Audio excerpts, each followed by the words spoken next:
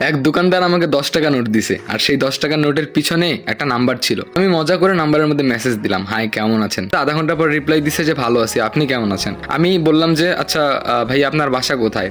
তখন বললো যে ভাইয়া কাকে বলতেছেন, আমি একজন মেয়ে। তারপরে আমাকে বললো আপনি কে, মেয়ে নাকি ছেলে। আমি একটু ভেবে চিন্তে উত্তর দিলাম যে না আমি একজন মেয়ে।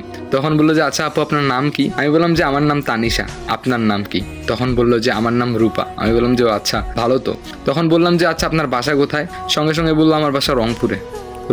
রংপুর কোথায় আপু। বললো যে আমার বাসা হচ্ছে রংপুর শাপলা চত্বরে। আমি অবাক হয়ে গেলাম, বললাম যে ও আচ্ছা আচ্ছা, মানে আমার বাসা কিন্তু কারমাইকেল কলেজের পিছনে। তো ও বললো যে ও আচ্ছা আচ্ছা আপু আপনি কোন ক্লাসে পড়েন। আমি বললাম যে মানে হাবিজাবি অনেক কথা হলো, কিন্তু আমি ওকে বলিনি যে আমি একজন ছেলে। তো একদিন কি হলো, ও আমাকে কল দিল, আমি কলটা রিসিভ করি নাই। আমি কি বলবো, ভয় পাচ্ছিলাম আসলে। আমি যে একজন ছেলে এটা তো ও জানে না। যাই হোক, আমি একবার ওকে ফোন দিলাম, ফোনটা রিসিভ করলো। তখন ও অনেকবার হ্যালো হ্যালো বললো, আমি কোনো কিছুই বলি নাই। তারপরে বললাম যে হ্যালো কেমন আছেন। তো ও একটু অবাক হয়ে গেল, বললো যে আপনি ছেলে। আমি বললাম যে আসলে আমি 10 টাকা নোটের মধ্যে আপনার নাম্বারটা পেয়েছিলাম, তাই আর কি মানে মজা করে SMS দিছি। আর আপনি যদি কথা না বলেন ছেলে ভেবে, তাই আর কি বলছি যে আমি একজন মেয়ে।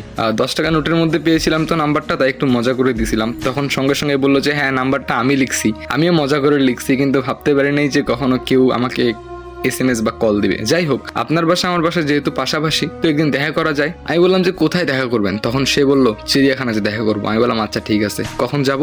তখন সে বললো বিকালবেলা। আমি বললাম আচ্ছা। তারপরে চিড়িয়াখানাতে গিয়ে আমি ওয়েট করা শুরু করলাম। কিছুক্ষণ পরে আমার ফোনের মধ্যে কল দিল। আমি ফোনটা রিসিভ করলাম, তো সে কোনো কথা বললো না। তারপরে ফোনটা কেটে দিল।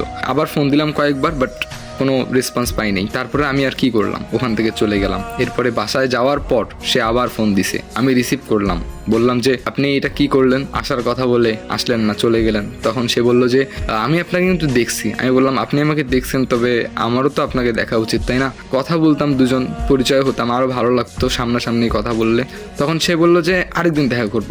আমি অবাক হয়ে গেলাম, কিরে ভাই আমাকে দেখে চলে গেল, অথচ আমি দেখলাম না। তারপর আরেকদিন দেখা করার প্ল্যান করলাম। পুরো গল্পটি শুনতে হলে আমার পেজে ফলো করতে হবে। ধন্যবাদ। আজকে রাত 10টার সময় পুরো গল্পটি আপলোড দিয়ে দিব।